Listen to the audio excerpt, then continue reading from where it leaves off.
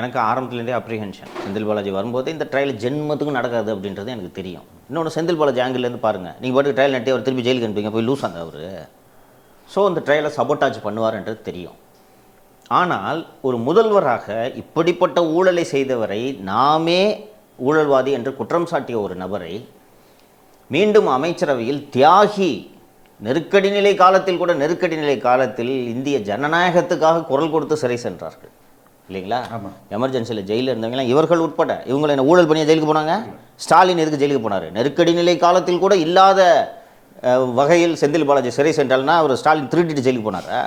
செந்தில் பாலாஜி தரப்பு இப்போது வைக்கக்கூடிய கோரிக்கை என்னவென்றால், என் மீது இருக்கக்கூடிய மெயின் வழக்கு, நான் பணம் வாங்கி கொண்டு வேலை வாங்கி தருகிறேன் என்று பணம் வாங்கி மோசடி செய்து விட்டேன்றதான் என்னோட மெயின் வழக்கு. அந்த குற்றச்சாட்டு என் மீது நிரூபிக்கப்பட்டால் தான் அமலாக்கத்துறையின் வழக்கு நடத்த முடியும் அப்படின்றது ரைட்டு. ஏன்னா இப்போ அதில் நான் 10 கோடி சம்பாரிச்சா தானே உங்களுக்கு ஜூரிஸ்டிக்ஷன் வருது அப்படின்ற வழக்கே இல்லை. கரெக்ட், எக்ஸாக்ட்லி, அழகாக சொல்லிட்டீங்க. ஸோ இதுதான் இவங்க ஆர்குமெண்ட்டு. அமலாக்கத்துறை வழக்கிலே இவ்வளோ இது பண்ணுறவங்க மாநில அரசு நடத்த வேண்டிய, சென்னை காவல்துறை நடத்த வேண்டிய வழக்கில் சாட்சிகள் எப்படி ஏற்றுவாங்க? கண்டிப்பாக. இன்னொன்று இல்லை, இவர் அமைச்சராக இருக்கும்போது எப்படி போவான்? இது ஒரு assistant director, group B officer, இதெல்லாம் டிரைவர் கண்டக்டர். எக்ஸாக்ட்லி. எவ்வளோ பாவமாக இருப்பாங்க டிரைவர் கண்டக்டர், நீங்கள் பார்த்துருக்கீங்க. அவன் போய் சாட்சி சொல்கிறான். இப்போது இந்த சாட்சியை கலைக்கிறது, அசிஸ்டன்ட் டைரக்டர் வராமல் போகிறது. ஏன்னா இடிபிபி தான் சொல்கிறார், என் ஃபோன் எடுக்க மாட்டேங்கிறாருன்னு. இடி தானேங்க கோர்ட்டுக்கு போயிருக்கணும், நீதிமன்றத்துக்கு யார் போயிருக்கணும்? இடி தான் போனோம். இடி போய் இந்த பாருங்கள் இவர் ஒழுங்காக ஒத்துழைக்க மாட்டேங்கிறாங்க, நாங்கள் அப்போவே இவருக்கு ஜாமீன் கொடுக்காதீங்கன்னு சொன்னோம், பார்த்தீங்களா? இடி போகல. இந்த வழக்கில் பாதிக்கப்பட்ட தரப்பு இருக்கிறதில்ல, வித்யா ரவின்ட்டு ஒரு சென்டர் இருக்கிறான்ட்டு நினைக்கிறேன். பாதிக்கப்பட்ட தரப்பு இருக்கலையே, அவங்க போயிட்டாங்க. போய் இந்த பாருங்கள் ஒரு மந்திரி ஆகிட்டார், சாட்சியெல்லாம் இனிமேல் எப்படிங்க தைரியமாக சாட்சி சொல்லுவாங்க, நீங்கள் இவரோட ஜாமீனை ரத்து செய்ய வேண்டும் அப்படி என்று செல்லும்போது செந்தில் பாலாஜி தரப்பு என்ன வாதத்தை எடுத்து வைக்கிறாங்க தெரியுமா சுப்ரீம் கோர்ட்டில்? இதுதான் ரொம்ப இன்ட்ரெஸ்டிங். இடி தானங்க இதை கேட்கணும், இவர் எது கேட்குறாரு? அரசியல் காழ்ப்புணர்ச்சி காரணமாக பண்ணுறாங்க. இடியே அமைதியாக இருக்குங்க, தெரியுதாப்பா உங்களுக்கு? இடி அமைதியாக இருக்குன்னு இவங்க சொல்கிறாங்கன்னா இடி பேசாது என்பது செந்தில் பாலாஜிக்கு தெரியும். நீங்கள் நல்லா கவனித்து பார்த்தீங்கன்னா மணல் அடங்கிருச்சா? ஆமாம். சத்தமே காண மணலில் தெரியுதுங்களா? இந்த 3 மாதத்தில் அவர் செய்த சாதனை. ஃபெலிக்ஸ், தமிழகத்தில் வரலாறு காணாத ஒரு மாபெரும் ஊழல் நடைபெற்று கொண்டிருக்கிறது. ஓகேங்களா? நீதிமன்றம் நினைத்தால் அதை தடுக்க முடியும். ஆனால் நீதிமன்றத்தையும் ஏமாற்றுவதற்கான ஏற்பாடுகளை செந்தில் பாலாஜி செய்ய தொடங்கிவிட்டார். ஓகே. நார்மலாக ஒரு டெண்டரில் எவ்வளவு அதிகம் பேர் பங்கு பெறுகிறார்களோ அந்த அளவுக்கு இது காம்படிட்டிவாக அதிகமாக இருக்கும். இன்னொரு விஷயம், இது மாதிரி இந்தோனேஷியாவில் தான் நிலக்கரி வரும் இல்லைங்களா? ஏன்னா உங்களுக்கு இந்தியாவில் உற்பத்தி ஆகக்கூடிய கோல் போதவில்லை என்பதால் தான் நாம் வெளிநாட்டிலிருந்து இறக்குமதி செய்கிறோம். ஸோ இந்த வெளிநாடுகளிலிருந்து நேரடியாக நாம் நிலக்கரியை வாங்கும் பொழுது சர்வதேச டெண்டரை வெளியிட்டான்னா 100 பேர் போட்டிடுவோம். இந்தோனேஷியாவிலேருந்து நிறுவனங்கள் வரும். ஆமாம் இல்லைங்களா? ஆனால் இவர்கள் ஒரு கிளாஸ் என்ன அதில் வைக்கிறாங்கன்னா, இன்டர்நேஷனல் நிறுவனங்கள் போட்டியிடலாம், ஆனால் அவர்களுக்கு இந்திய ஜிஎஸ்டி இருக்க வேண்டும். ஆர் என்று ஆரம்பித்து எக்ஸ் என்று முடியக்கூடிய யூடியூப் சேனல் வைத்திருக்கக்கூடிய ஒருவர் தான் இந்த டெண்டரில் பங்கு பெற வேண்டும்னா எத்தனை பேர் வருவாங்க? இல்லை, 2 ரெட்ரோலுக்ஸ் ஏதோ ஒன்று இருக்கு, 2 பேர் வருவாங்க. ரைட்டுங்களா? ஆமா. இல்ல, இப்போ அப்படி வச்சுட்டு அந்த நிறுவனத்தின் உரிமையாளர் பெயர் எஃப் இல் தொடங்க வேண்டும் வச்சா முடிஞ்சு போச்சு. இந்த டெண்டரோட 3 வருஷத்துக்கான இந்த டெண்டரோட மொத்த வேல்யூ 5000 கோடி. இதுல லஞ்சம் மட்டும் 1500 கோடி கணக்கு போட்டுங்க. இதை ஃபெசிலிட்டேட் பண்ணி தர்றாருன்றதுக்காக தான் செந்தில் பாலாஜி உங்கள் தியாகம் பெரியது, உங்கள் தியாகம் இப்ப வருதா? உங்கள் தியாகம் பெரியது, தென்னரசு தியாகமே செய்யல, அந்த லக்கானியை தூக்கி போடு. இந்த வடிவேலு படம் தலைநகரம் தான் நினைக்கிறேன். உனக்கு எப்பப்பெல்லாம் பிரச்சனை வருதோ இந்த பொட்டி எடுத்துப்பாரு அப்படின்ட்டு அவங்க அப்பா வடிவேலுக்கு சொல்ற மாதிரி இருக்கும். ஸோ எங்களுக்கு எப்பப்பெல்லாம் பிரச்சனை வருதோ கவர்னர் திடீரென்று மனு தர்மத்தை பற்றி ஏதாவது பேசி திசை திருப்ப வேண்டும். இந்த ஒரு தமிழ் தாய் வாழ்த்து, தமிழ் தாய் வாழ்த்து புதுசா புது ஐட்டமா ஏதாவது தமிழ் தாய் வாழ்த்து, திருக்குறள், திருவள்ளுவருக்கு காவி ட்ரெஸ், இது மாதிரி ஏதாவது ஒன்று பேசி அவரை டைவர்ட் பண்ண சொல்லி அந்த உதவியும் நீங்க பண்ணுங்க. நாங்கள் வெளியில உங்களை திட்டிகிட்டு இருப்போம், பாசிச பாஜக என்று சொல்லுவோம், ஆளுநரை திட்டுவோம். ஆனால் இந்த ஆளுநரை மாற்றாதீங்க. தயவு செய்து மாத்திராதீங்க. அருமையாக எங்களுக்கு உதவி பண்ணிட்டு இருக்காரு. அவருக்கு பிடிக்காத ஆட்கள்லாம் அமைச்சர் பதவியிலேருந்து எடுக்கிறோம். அவருக்கு என்ன கேட்குறாரோ அதை நாங்கள் செஞ்சு தரோம். அதை நாங்கள் செஞ்சு தரோம். உயர்கல்வியிலேருந்து ரொம்ப தொல்லை பண்றாரு. அவரை நாங்கள் அதை வனத்துறைக்கு அனுப்பிச்சிடுறோம். நாங்கள் அதை எல்லாத்தையும் நாங்கள் செஞ்சு ஒரே ஒரு கிறிஸ்டியன் வச்சிருக்கோம். அவரை நாங்கள் பால்வளைத்துறையில் வச்சிருக்கோம். அவரையும் தூக்கிறோம். அவர் ரொம்ப ஓவரா உங்களை திட்டிக்கிட்டு இருக்காரு. அவரை நாங்கள் அனுப்பிச்சிடுறோம். ஸோ நீங்க அதை பற்றியெல்லாம் கவலைப்படாதீங்க. அதே மாதிரி அதானிக்கு இந்த மேட்டர் நாங்கள் அப்போ அவர்கள் வைக்கக்கூடிய கோரிக்கை, சரி நாங்கள் இதெல்லாம் உங்களுக்கு செஞ்சு தரோம், பதிலுக்கு நீ அண்ணனுக்கு என்ன செய்வ அப்படின்னு கேட்கும்போது தான் அடானிக்கு கொடுத்துட்றாங்க. வணக்கம் தோழர். வணக்கம். அமைச்சர் செந்தில் பாலாஜியை ஏன் தியாகி என்று முதல்வர் அழைத்தார் என்பதற்கான சரியான விடை இப்போ நம்மள்ட்ட கிடைச்சிருக்கு. அதை ரொம்ப இன்டெப்த்தாக பேசலாம். அதற்கு முன்பு செந்தில் பாலாஜியை என்னங்க நாங்கள் ஒன்று சொன்னோம், நீங்கள் வந்து அடுத்த நாளே போய் அமைச்சராகிறீங்க, எப்படிங்க இது அப்படின்ற மாதிரி, என்னடா நடக்குது அப்படின்ற மாதிரி சுப்ரீம் கோர்ட் கேள்வி கேட்டிருக்கு. சுப்ரீம் கோர்ட்டில் நேற்று நடந்தது என்ன, செந்தில் பாலாஜி அமைச்சராக தொடர்வாரா, ஏன் தியாகி என்று முதல்வர் இவரை பாராட்டினார். இந்த 3 ஆஸ்பெக்ட் தான் நம்ம பேசுவோம். ஃபர்ஸ்ட்லேருந்து let us begin from supreme court. ஏன்னாச்சு சுப்ரீம் கோர்ட்டில்?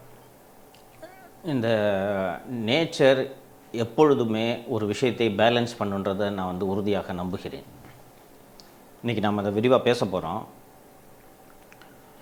பிஜேபிக்கும் திராவிட முன்னேற்ற கழகத்துக்கும் பெரும் இணக்கம் இருக்கிறது. நான் தொடர்ந்து பதிவிட்டு இருப்பேன், நீங்கள் பார்த்துருப்பீங்க. எனக்கு ஆரம்பத்துலேருந்தே அப்ரிஹென்ஷன், செந்தில் பாலாஜி வரும்போது இந்த ட்ரையல் ஜென்மத்துக்கும் நடக்காது அப்படின்றது எனக்கு தெரியும். இன்னொன்று, செந்தில் பாலாஜி ஆங்கிலேருந்து பாருங்கள், நீங்கள் பாட்டுக்கு ட்ரையல் நட்டி அவர் திருப்பி ஜெயிலுக்கு அனுப்பிங்க, போய் லூஸ் ஆங்க அவர். ஸோ அந்த ட்ரையலை சபோட்டாஜ் பண்ணுவார்ன்றது தெரியும். ஆனால் ஒரு முதல்வராக இப்படிப்பட்ட ஊழலை செய்தவரை, நாமே ஊழல்வாதி என்று குற்றம் சாட்டிய ஒரு நபரை மீண்டும் அமைச்சரவையில் தியாகி, நெருக்கடி நிலை காலத்தில் கூட, நெருக்கடி நிலை காலத்தில் இந்திய ஜனநாயகத்துக்காக குரல் கொடுத்து சிறை சென்றார்கள் இல்லைங்களா?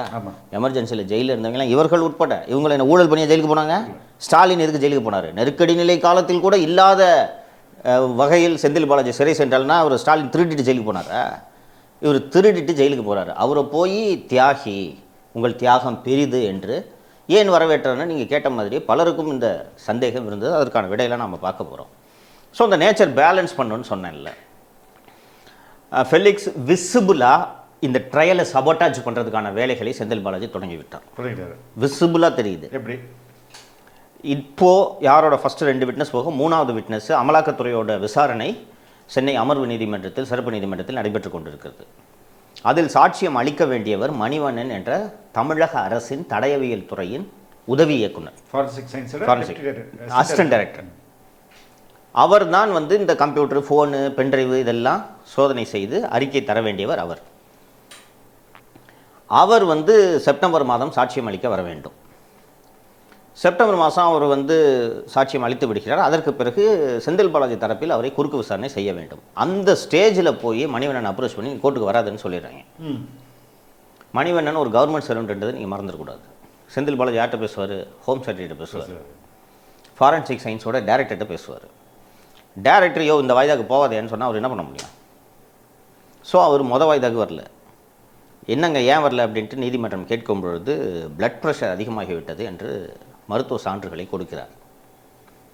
2வது வாய்தாக்கும் வரல. அவர் வராதப்போ ஜட்ஜு கேட்குறாரு, ஏங்க போன வாட்டி பிபின்னாரு, சரி பரவாயில்லன்னு சொன்னோம், இந்த வாட்டியும் அதே பிபின்றது காரணத்தை சொல்கிறார், பிளட் ப்ரெஷர் ஹையாக இருக்குன்ட்டு. இந்த காரணம் கோர்ட்டுக்கு வர முடியாத அளவுக்கான வியாதி இது கிடையாது அப்படின்ட்டு என்னங்க ஆச்சுன்னு சொல்லிவிட்டு ஒரு ஸ்பெஷல் பிபிகிட்ட கேட்ட உடனே, சார் நான் ஃபோன் அடிச்சு எடுக்க மாட்டார் அவர், இமெயிலில் தான் பதில் சொல்கிறார் அவர். சரி என்றைக்கு என்னன்னா இன்னும் ஒரு 15 நாள் கழித்து டேட்டு கேட்குறாரு அப்படின்னு சொன்னோடனே ஜட்ஜு வாரண்ட் போட்டுட்டார். ஃபெலிக்ஸ், இது வெளியிலேருந்து பார்க்குறவங்களுக்கு இது சாதாரணமாக தெரியும், ஆனால் சர்வீஸில் இருந்ததுனால எனக்கு இது தெரியும். கோர்ட்லேருந்து சம்மன் வந்தால் கவர்மெண்ட் சர்வெண்ட் போகாமல் இருக்கவே முடியாது. நீங்கள் கோர்ட்டு சம்மனை கம்ப்ளைண்ட் பண்ணலன்னா அந்த வாரண்ட் போக டிசிப்ளின் ஆக்ஷன் தனியாக எடுப்பாங்க. You are bound to go to court. இல்லை அப்படி இருக்கும்போது ஒரு அசிஸ்டன்ட் டைரக்டர் லெவல் ஆஃபீஸர் எப்படிங்க போக மாட்டேன்னு சொல்லுவார்? கோர்ட்டுக்கு போகாமல் எப்படி இருப்பார்? ஸோ சபோட்டாஜ் அங்கேயே தொடங்கி விட்டது. அதற்கு பிறகு அவருக்கு வாரண்ட் இஷ்யூ பண்ணி, வாரண்ட் இஷ்யூ பண்ண பிறகு தான் அவர் வருகிறார். அவர் வந்த பிறகு செந்தில் பாலாஜி தரப்பில் நீதிமன்றத்தில் அன்றைய தினம் இன்னொரு கோரிக்கை வைக்கப்படுகிறது. எங்களுக்காக இந்த வழக்கில் ஆஜராகி கொண்டிருந்த மூத்த வழக்கறிஞர் மாற்றப்பட்டு விட்டார், அதனால் எங்களுக்கு அவகாசம் வேணும்னு கோர்ட்டு தருது. ஆனால் அந்த மூத்த வழக்கறிஞர் மாற்றப்பட்ட காரணம் என்ன தெரியுமா? அவருக்கு தெரிஞ்சு போச்சு இவங்க சாட்சி மாட்டினது. Okay okay. அவர் senior counsel bar council of இந்தியாவோட வைஸ் பிரசிடென்ட்னு நினைக்கிறேன் இருக்கக்கூடிய திரு பிரபாகரன் அவர்கள். ஓ, நம்ம பிரபாகரன். பிரபாகரன் அவர் சொல்லிட்டாராம், இது வெளியில் வரல, விசாரிச்சப்போ அவர் சொல்லிட்டாராம், நீ என்னோட திறமை மேலே நம்பிக்கை இருந்துச்சுன்னா நீ என்கிட்ட கேஸை கொடுக்கணும். நீ போய் எனக்கு கூட சொல்லாமல் நீ போய் கோர்ட்டில் போயிட்டு இந்த மாதிரி விட்னஸை போய் இந்த மாதிரி மிரட்டுறதை நான் ஏற்றுக்க மாட்டேன். இந்த கேஸு சுப்ரீம் கோர்ட் மானிட்டர் பண்ணிட்டு இருக்க கேஸு. நான் நடத்துகிற ஒரு கேஸில் அக்யூஸ்டு போய் இந்த மாதிரி விட்னஸை விரட்டுறாங்கிறது நாளைக்கு சுப்ரீம் கோர்ட் தெரிய வந்துச்சுன்னா எனக்கு அகில இந்திய லெவலில் சிக்கலாயிடும். கேஸு நான் நடத்த முடியாது, பண்டில் எடுத்துகிட்டு போன்ட்டார். இப்போது மலர் மன்னனும் யாரோ வேறு ஒரு வழக்கறிஞர் இப்பொழுது நடத்தி கொண்டிருக்கிறார். இது ஒரு புறம். இது அமலாக்கத்துறையோட வழக்கு, நீங்கள் நினைவில் வைக்கணும். அமலாக்கத்துறையோட பர்வியூ எதுன்னு கேட்டிங்கன்னா money laundering and proceeds of crime. Senthil Balaji தரப்பு இப்போது வைக்கக்கூடிய கோரிக்கை என்னவென்றால், என் மீது இருக்கக்கூடிய மெயின் வழக்கு, நான் பணம் வாங்கி கொண்டு வேலை வாங்கி தருகிறேன் என்று பணம் வாங்கி மோசடி செய்து விட்டேன்றதான் என்னோட மெயின் வழக்கு. அந்த குற்றச்சாட்டு என் மீது நிரூபிக்கப்பட்டால் தான் அமலாக்கத்துறையின் வழக்கு நடத்த முடியும் அப்படின்றது ரைட்டு. ஏன்னா இப்போ அதில் நான் 10 கோடி சம்பாரிச்சா தானே உங்களுக்கு ஜூரிஸ்டிக்ஷன் வருது அப்படின்ற வழக்கே இல்லை. கரெக்ட், எக்ஸாக்ட்லி, அழகாக சொல்லிட்டீங்க. ஸோ இதுதான் இவங்க ஆர்குமெண்ட்டு. அமலாக்கத்துறை வழக்கிலே இவ்வளோ இது பண்ணுறவங்க மாநில அரசு நடத்த வேண்டிய, சென்னை காவல்துறை நடத்த வேண்டிய வழக்கில் சாட்சிகள் எப்படி ஏற்றுவாங்க? கண்டிப்பாக. இன்னொன்று இல்லை, இவர் அமைச்சராக இருக்கும்போது எப்படி போவான்? இது ஒரு assistant director, group B officer, இதெல்லாம் எக்ஸாக்ட்லி. எவ்வளோ பாவமாக இருப்பாங்க டிரைவர் கண்டக்டர், நீங்கள் பார்த்துருக்கீங்க. அவன் போய் சாட்சி சொல்கிறானா? இது போக செந்தில் பாலாஜி வழக்கை விசாரித்து மார்ச் 2023 குற்றப்பத்திரிகை தாக்கல் செய்தவரின் பெயர் வந்து Ramachandramurthy, deputy superintendent of police. Government வந்து செந்தில் பாலாஜி மந்திரி ஆனவனை 2021 ஜூன்லேயே வந்து இவரை தூக்கி திருநெல்வேலி மனித உரிமை ஆணையத்துக்கு நியமிக்கிறாங்க. Very good. அப்போது கவர்மெண்ட்டில் எல்லோரும் பழக்கமாக இருந்ததுனால நான் எனக்கு தெரிந்தவர்கள்ட்ட பேசி, சார் நல்ல டிஎஸ்பி சார், காசு வாங்காத டிஎஸ்பி, நேர்மையான மனிதர், அவரை போய் இந்த மாதிரி திருநெல்வேலிலாம் அடிக்காதீங்க, அவர் பொண்ணு +2 படிச்சுட்டு இருக்கு, எக்ஸாம் கமெண்ட்ஸ் ஆகிடுச்சு, கரெக்டாக எக்ஸாம் நடக்குது, +2 எக்ஸாம். சொன்ன உடனே அப்போது இருந்தவர்கள் முதல்வர் அலுவலகத்தில் எங்கேயோ பேசி அவரை மீண்டும் லஞ்ச ஒழிப்புத்துறையிலே நியமித்து விட்டார்கள். வெளியில் வந்தவுடனே போன வாரம் அவரை ட்ரான்ஸ்ஃபர் பண்ணி நாகப்பட்டினம் லாண்ட் ஆர்டருக்கு போட்டிருக்காங்க. Okay okay. இது எல்லாமே செந்தில் பாலாஜி சொல்லி செய்கிறது. இல்லை, பட் அந்த குற்றச்சாட்டை நம்ம நேரடியாக சொல்லாமா? பட் நடக்குது. அப்புறம் வேற எப்படி போக முடியும்? ஏங்க, ராமச்சந்திரமூர்த்திக்கு சென்னையை விட்டு வெளியே செல்ல விருப்பம் இல்லை என்பது எனக்கு தெரியும். எப்படி மாற்றப்பட்டார் என்பதும் எனக்கு தெரியும். அங்கே இருக்க அதிகாரிகள் தான் பேசுகிறாங்களே என்கிட்ட. அப்போ இதையும் சொல்லிடுறேன். லஞ்ச ஒழிப்புத்துறையின் இயக்குநராக இருப்பவர் திரு அபய்குமார் சிங். உளவுத்துறை ஐஜி செந்தில்வேலன் அபய்குமார் சிங்கிடம் பேசி நீங்கள் ராமச்சந்திரமூர்த்தியை மாற்றுங்கன்னு சொல்கிறாரு. விஜிலன்ஸ் டைரக்டருக்கு விஜிலன்ஸ்லேருந்து அவரை வெளியில் அனுப்புறதுக்கு தான் அதிகாரம் இருக்க ஒழிய நாகப்பட்டினத்துக்கு போகிறதுக்கு அவர்கிட்ட பவர்ஸ் இல்லை. ஸோ செந்தில்வேலன் அவர்கிட்ட சொல்லி அவர் விஜிலன்ஸ்லேருந்து அவரை வெளியில் அனுப்பி அவரை தூக்கி நாகப்பட்டினத்துக்கு போடுறாங்க. இப்போது இது செந்தில் பாலாஜி சொல்லி நடக்கலைன்னா ராமச்சந்திரமூர்த்திக்கு வில்லிங்னஸ் இல்லை, விஜிலன்ஸை விட்டோ சென்னை விட்டோ போகிறதுக்கு அவருக்கு விருப்பம் இல்லை. அப்போ ஏன் பண்ணுறாங்க இந்த ட்ரான்ஸ்ஃபரை? இன்னொன்று, அவருக்கு போட்ட ட்ரான்ஸ்ஃபர் ஆர்டர் மட்டும் ஒரே ஆர்டர். நார்மலாக டிஎஸ்பிஸ்க்கு வந்து ஒரு 10-15 மொத்தமாக போடுவாங்க, ஒரே ஆர்டர். இவருக்கு மட்டும் ட்ரான்ஸ்ஃபர். அதாவது இது எப்படின்னா உதய்க்கு மட்டும் பறிச்சு வச்ச அதே தான். எந்த கல்லூரியில் அது போல் இப்போ ட்ரான்ஸ்ஃபர் போடுறாங்க. அப்போ இவ்வளோ வேலைகளை செந்தில் பாலாஜி செய்கிறார். இப்போது இந்த சாட்சியை கலைக்கிறது, அசிஸ்டன்ட் டைரக்டர் வராமல் போகிறது, ஏன்னா இடிபிபி தான் சொல்கிறார் என் ஃபோன் எடுக்க மாட்டேங்கிறாருன்னு. இடி தானேங்க கோர்ட்டுக்கு போயிருக்கணும், நீதிமன்றத்துக்கு யார் போயிருக்கணும்? இடி தான் போகணும். இடி போய் இந்த பாருங்க இவர் ஒழுங்காக ஒத்துழைக்க மாட்டேங்கிறாங்க, நாங்கள் அப்போவே இவருக்கு ஜாமீன் கொடுக்காதீங்கன்னு சொன்ன பார்த்தீங்களான்னு. இடி போல இந்த வழக்கில் பாதிக்கப்பட்ட தரப்பு இருக்கிறதில்ல, வித்யா ரவின்ட்டு ஒரு சென்டர் இருக்கிறான்ட்டு நினைக்கிறேன். பாதிக்கப்பட்ட தரப்பு இருக்குல்லையே, அவங்க போயிட்டாங்க. போய் இந்த பாருங்கள் ஒரு மந்திரி ஆகிட்டார், சாட்சி இல்லை, இனிமேல் எப்படிங்க தைரியமாக சாட்சி சொல்லுவாங்க, நீங்கள் இவரோட ஜாமீனை ரத்து செய்ய வேண்டும் அப்படி என்று செல்லும்போது செந்தில் பாலாஜி தரப்பு என்ன வாதத்தை எடுத்து வைக்கிறாங்க தெரியுமா சுப்ரீம் கோர்ட்டில்? இதுதான் ரொம்ப இன்ட்ரெஸ்டிங். ஈடி தானேங்க இதை கேட்கணும், இவர் எது கேட்குறாரு? அரசியல் காழ்ப்புணர்ச்சி காரணமாக பண்ணுறாங்க. ஈடியே அமைதியாக இருக்குங்க, தெரியுதாப்பா உங்களுக்கு? ஈடி அமைதியாக இருக்குன்னு இவங்க சொல்கிறாங்கன்னா ஈடி பேசாது என்பது செந்தில் பாலாஜிக்கு தெரியும். நீங்கள் நல்லா கவனித்து பார்த்தீங்கன்னா மணல் அடங்கிருச்சா? சத்தமே காண மணலில் தெரியுதுங்களா? இதுதான் இந்த உறவு. கடைசியாக இதை முடிக்கும்போது நான் என்ன உறவுன்றதெல்லாம் தெளிவாக சொல்கிறேன். ஸோ போகும்போது நீதிபதி ஓகா என்பவர் முன்பாக என்ற நீதிபதி தலைமையிலான அமர்வு முன்பு இது வரும்போது நாங்கள் ஜாமீன் கொடுக்குறோம், 2 நாள் நீங்கள் மந்திரி ஆகுறீங்க, என்னங்க நடக்குது அப்படின்னு கேட்டுட்டு இவரோட ஜாமீனை நாங்கள் ரத்து பண்ண போகிறது இல்லை. ஏன்னா அந்த தீர்ப்பின் அடிப்படையில் பலர் ஜாமீன் பெற்றுக்கொண்டிருக்கிறார்கள். அந்த பிரின்சிபிளில் நாங்கள் உறுதியாக இருக்கோம். அதாவது ட்ரையல் டிலே ஆச்சுன்னா அதை காரணம் காட்டி ஒருவர் காலவரையின்றி ஒருவர் சிறையில் இருக்கக்கூடாது என்பதில் எங்களுக்கு இந்த வழக்கிலும் எங்களுக்கு அதில் மாற்று கருத்து இல்லை. நமக்கும் அதில் மாற்று கருத்து இல்லை. அதுதான் சரி சரி, அதை நாங்கள் தொடமாட்டோம். ஆனால் ஜாமீன் கட்சவனை மந்திரி ஆகிறத நாங்கள் வேடிக்கை பார்த்துட்டு இருக்க மாட்டோம். இது ஒரு புதிய ஏரியா, இதை விசாரிக்க வேண்டும் என்பதில் நாங்கள் உறுதியாக இருக்கிறோம். நாங்கள் இந்த வழக்கில் செந்தில் பாலாஜிக்கு நோட்டீஸ் இப்போது ஆர்டர் பண்ணல. இவங்க ரோஹத்கி வச்சுருக்காங்க, பெஞ்சோட மூட பார்த்துட்டாங்க. வாட் இஸ் ஹேப்பனிங் அப்படின்னு கேட்டவுடனே சொல்லி இன்றைக்கி முடிச்சிருவாங்க தெரிஞ்சோன்னே, சார் ஒரு வாரம் டைம் கொடுங்க சார், ஒரு வாரம் நாங்கள் வில் கெட் இன்ஸ்ட்ரக்ஷன் சொன்னோன்னே, all right, we are not ordering notice, but prima facie இதை விசாரிக்க வேண்டிய தேவை இருக்குன்னு. இல்லை, இந்த ஒரு வாரம் டைமே உச்சநீதிமன்றே முதல்ல வந்து மினிஸ்டர்லேருந்து தூக்கு. ரொம்ப அழகாக சொன்னீங்க. இது நடக்கலைன்னா நாங்கள் வந்து வேற மாதிரி உங்களுக்கு டைம் கொடுக்குறாங்க. என்னோட வழக்கில் தான் நடந்துச்சு. பெஞ்சில் அந்த செகண்ட் குண்டாஸ் தள்ளிக்கிட்டே போகுது. I was listening to that. நல்லா தெரியும். தள்ளிக்கிட்டே போகுது. போன உடனே இது இப்படியே போய்டும் தள்ளிக்கிட்டு அப்படின்னு அவங்க நினச்சிட்டு இருக்கிற நேரத்தில் பார்த்தா ஸ்பெஷல் பெஞ்ச் போட்டுறாங்க. என் கேஸ் மட்டும் அந்த பெஞ்சு, ஜஸ்டிஸ் பர்திவாலா தலைமையிலான பெஞ்சு, என் கேஸ் மட்டும்தான் அதில் இருக்குது. அது வந்தவுடனே எங்களுக்கு தெரிஞ்சிச்சு சீன் ஓவர் அப்படின்ட்டு. ஸோ போய் my lord we have withdrawn the குண்டாஸ்னோடனே, had you not done this we would have come down very heavily on you ன்னு சொல்லும்போது அது எழுந்திருச்சு நின்று போகும்போது சொல்லிட்டு போறாரு, மகனே நீங்க மட்டும் இது பண்ணலாம் தொலைச்சு சொல்லும்பொழுது மூத்த வழக்கறிஞர் ரோஹத்கி அவர்கள், we know milots, the writing was on the wall அப்படின்னு சொல்றாரு. ஸோ நீங்கள் ரொம்ப அழகாக சொன்னீங்க. 13ஆம் தேதி நாங்கள் we are நல்லா ரொம்ப அது உன்னிப்பாக பார்த்தீங்கன்னா தெரியும். அதான் மீனிங் இருக்கு. அதான் meaning. we are not issuing notice. என்ன 13th தள்ளி வைக்கணும்னு சொன்னால் அதுக்கு முன்னாடி ரிசைன் பண்ணிட்டு பாஸ், அதான் மெசேஜ். நாங்கள் இறக்குனா நல்லா இருக்காது. ஏன்னா அது சுப்ரீம் கோர்ட்டுன்றதுனால அவங்க பார்க்குறாங்க, அது பாரதூர விளைவுகளை ஏற்படுத்தும். நாங்கள் இறக்குனா நல்லா இருக்காது. உங்களுக்கு 13 தானே, 13 டைம் தரும், நீங்களே இறக்குது.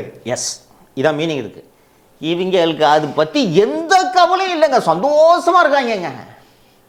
இதுதான் மீனிங். இது இப்படி தான் புரிஞ்சுக்கணும். ஏன்னா அவங்க சொல்கிறாங்க we are not ordering notice அப்படின்றாங்க. அந்த ஆர்டரில் என்ன சொல்கிறாங்கன்னா, the present application is based on apprehension. சந்தேகத்தின் அடிப்படையில் இந்த வழக்கு பதிவு செய்யப்பட்டிருக்கிறது. The apprehension is based on the fact that immediately after we enlarged the second respondent on bail by the judgment order dated so and so, Senthil Balaji has been appointed as a cabinet minister of the state.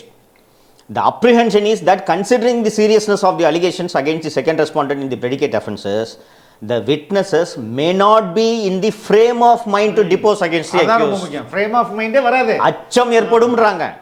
என்ன against the minister, depose against the second respondent who is now holding the position of cabinet minister. This is the only aspect on which prima facie we are inclined to consider the application. இந்த ஆஸ்பெக்டை நாங்கள் விசாரிக்க போறோம்னு சொல்லிட்டாங்கன்னா அதுக்கு meaning நீ மந்திரியா இருக்க மாட்டேன் பாஸ், இல்லைங்களா? This is the only aspect. நாங்கள் இதை விசாரிக்க போகிறோம், பிரைமா ஃபேசி இதில் மெட்டீரியல் இருக்குன்னு சொல்லிட்டாங்கனாலே நீங்கள் எப்படி அமைச்சராக நீடிக்க முடியும்? We make it clear that அதான் அந்த பெயிலுக்குள்ளே நாங்கள் தலையிட மாட்டோம்னு சொல்லிட்டு அவகாசம் கேட்கிறார்கள். ஸோ நாங்கள் அந்த அவகாசத்தை தரோம் அப்படின்னு சொல்லிட்டாங்க. இப்போது இதை ஒரு ஷார்ப்பான ஆளுன்னா இதை புரிஞ்சுக்கணும். ஆமாம், இப்போ என்னோட மேட்டில் குண்டாஸ் மூட புரிஞ்சுக்கிட்டு போனாங்கல்ல, ஸ்பெஷல் பெஞ்ச் போட்டாங்கன்னா அவசரம் அதுவும் எங்கே அட்வைசரி போர்டோட பரிந்துரை இல்லையா? அட்வைசரி போர்டில் நுழைஞ்சோன்னு சொன்னேன், உங்கள் மீது எனக்கு நம்பிக்கை இல்லைன்னா வெளில போ அப்படின்னாங்க. My first submission is that I don't have an iota of faith in this board. Okay. இந்த போர்டு மீது எனக்கு துளியும் நம்பிக்கை இல்லைன்னு சொன்ன உடனே அந்த lady judge you can go அப்படின்னாங்க. அந்த போர்டு என்ன விடுதலை பண்ணதான். அப்போ இப்படி பண்றாங்கன்னா புரிஞ்சுக்கிட்டு அதை பண்ணிட்டாங்க. இந்த விஷயத்தில் இவர்கள் கடுமையான கண்டனங்களை சந்திக்க போகிறார்கள். ஸோ இப்போ செந்தில் இப்பயும் அந்த அப்பியரான அட்வொகேட்டு கவர்மெண்ட்டுக்கு அட்வைஸ் பண்ண, யோ அடுத்த முறை வந்து அமைச்சராக இருந்தாருன்னா மானம் போயிடுறான், முதல்ல இறக்குங்க அப்படின்னு சொல்லியிருப்பார்ல. ரோஹத்கிக்கு ஏன் வலிக்குது? இன்னொரு 50 லட்சம் ஃபீஸ் வரும், அவருக்கு என்ன பிரச்சனை? நீ தானே வாங்க போகிற, புரிஞ்சுக்கணும். ஜட்ஜ்மெண்ட்டில் ஆர்டர்லேயே வந்துருச்சு, பிரைமா ஃபேசி நாங்கள் இது மெட்டீரியல் இருக்குது நாங்கள் விசாரிக்க போகிறோன்னு வந்துருச்சு. இல்லை முடியாது, நாங்கள் இந்த ஆர்டரை பார்த்த உடனே உங்களுக்கு தெரிஞ்சிருக்கணும் சொல்லியும் கூட இருப்பார். இவங்க என்ன பண்ணுவாங்கன்றதை சொல்கிறேன், செந்தில் பாலாஜி பற்றி சிஎம்கிட்ட பேசக்கூடாது, மனசு வருத்தப்படுவார் அப்படின்னு இவங்க சொல்லியிருப்பாங்க. நீதிமன்றங்களில் கடுமையான கண்டனங்கள் வந்த பிறகுதான் தெரியும். இன்னொரு ஆங்கிளில் பாருங்கள் ஃபெலிக்ஸ், செந்தில் பாலாஜி அரெஸ்ட் ஆகிட்டார். அரெஸ்ட் ஆகி சிறையில் இருக்கும்போது இலாக்கா இல்லாத அமைச்சராக ஒருவர் தொடரக்கூடாது அப்படின்னு சென்னை உயர்நீதிமன்றத்தில் பொதுநல வழக்கு தாக்கல் செய்யப்படுகிறது. அப்போது தலைமை நீதிபதியாக இருந்த திரு கங்கபூர்வாலா அவர்கள் வழங்கிய தீர்ப்பில் ரொம்ப வேதனையாக இருக்குங்க மனசு. இலாக்கா இல்லாமல் ஒருத்தர் அமைச்சராக நீடிக்கிறதுக்கு அரசியல் அமைப்பில் இடம் இருக்குது. ஆனால் அரசியல் அமைப்பை உருவாக்குனவங்க இந்த மாதிரி ஊறுகாசை திருடிட்டு ஜெயிலுக்கு போனவங்களை மந்திரியாக வைக்கிறதுக்காக இதை உருவாக்கலை, இந்த ப்ரொவிஷனை கொடுக்கல. ஆனால் இதை இப்படிலாம் பயன்படுத்தி வைக்கிறதுன்றது ரொம்ப வேதனை அளிக்குது. அரசு அல்லது முதலமைச்சரே இது போன்ற முடிவுகளை எடுக்க வேண்டும். நீதிமன்றம் தலையிடும் வரை வேடிக்கை பார்க்கக்கூடாது. இருப்பினும் சட்டத்தில் இடமில்லை என்ற காரணத்தினால் நாங்கள் டைரக்ட் பண்ண முடியாது, முதல்வரே இதை பற்றி முடிவெடுக்கணும் அப்படின்ட்டு தான் சொன்னேன். அதற்கு பிறகும் செய்யவில்லை. நீங்கள் அதை மறக்கக்கூடாது. அதற்கு பிறகு செய்யலை. எப்போ செந்தில் பாலாஜி ரிசைன் பண்ணுறாருன்னா, சென்னை உயர்நீதிமன்றத்தில் அவரது ஜாமீன் மனு விசாரணைக்கு வரும்போது தான் ராஜினாமா பண்ணுறார். முதல் நாள் ரிசைன் பண்ணிட்டு மறுநாள் பெட்டிஷன் ஹியரிங் வருது. ஓகேங்களா? அதுவும் 2-3 முறை சொன்ன பிறகு சொன்ன பிறகு இப்போ இது வந்துருச்சு. 99% Senthil Balaji has to step down. ஆமாம், அதில் ஒன்றும் சந்தேகம் வேணாம். ஸோ ஏன் இவரை தியாகி என்கிறார்? உங்கள் தியாகம் பெரிது. இந்த ஒரு செப்டம்பர்ல வந்தார் இல்லையா? ஆமாம், செப்டம்பர். நான் வந்தது மறுநாள் 24 செப்டம்பர். அக்டோபர், நவம்பர், டிசம்பர் இந்த 3 மாதத்தில் அவர் செய்த சாதனை சொல்றேன். அதானே வந்திருக்கேன். ஃபெலிக்ஸ், தமிழகத்தில் வரலாறு காணாத ஒரு மாபெரும் ஊழல் நடைபெற்று கொண்டிருக்கிறது. ஓகேங்களா? நீதிமன்றம் நினைத்தால் அதை தடுக்க முடியும். ஆனால் நீதிமன்றத்தையும் ஏமாற்றுவதற்கான ஏற்பாடுகளை செந்தில் பாலாஜி செய்ய தொடங்கிவிட்டார். ஓகே. ஃபெலிக்ஸ், நார்மலாக அனல் மின்சாரம் தயாரிப்பதற்கு நிலக்கரி வேண்டும். தமிழ்நாடு மின்சார வாரியம் ஆண்டுதோறும் நிலக்கரியை இறக்குமதி செய்து கொண்டிருக்கிறது. இந்த நிலக்கரி பெரும்பாலும் இந்தோனேஷியாவிலிருந்து தான் வருகிறது. அங்கே தான் நிலக்கரி சுரங்கங்கள் அதிகமாக இருக்கின்றன. ரெண்டாவது அங்கே மூர் மார்க்கெட் மாதிரி கூறு போட்டு விற்பாங்க. அப்படியே ஒரு சந்தை மாதிரி அது. வழக்கமாக தமிழக மின்வாரியம் 6 மாதங்கள் அல்லது 1 வருடத்துக்கான நிலக்கரிகளைத்தான் வாங்கும். தமிழக மின்வாரிய வரலாற்றிலேயே முதல் முறையாக 3 ஆண்டுகளுக்கு தேவையான நிலக்கரியை வாங்குவதற்கான டெண்டரை இந்த ஆட்சி முடியும் வரையிலான அப்படி இருக்குமா? டெண்டர் இப்போனா 3 வருஷம்னா ஓகே. ஃபினான்ஷியல் இயர் 26-27 வரையும் அது வரைக்கும் வாங்குவதற்கான டெண்டரை இவங்க இப்போ ஃப்ளோட் பண்ணியிருக்காங்க. இங்கே ஒரு பிரேக் சொல்லுங்க. ஏன் இவ்வளவு நாள் 6 மாதம் 1 வருஷம்ன்ற கான்செப்ட் வச்சாங்க? ஏன் இவங்க மாத்துறாங்க? இது ரெண்டுக்கான ரொம்ப அழகாக கேட்டீங்க. ஏனென்றால் தங்கத்தின் விலை, கரன்சி விலை, கச்சா எண்ணெயின் விலை போல இந்த நிலக்கரியின் விலை தினந்தோறும் ஏற்ற இறக்கங்களோடு இருக்கும்.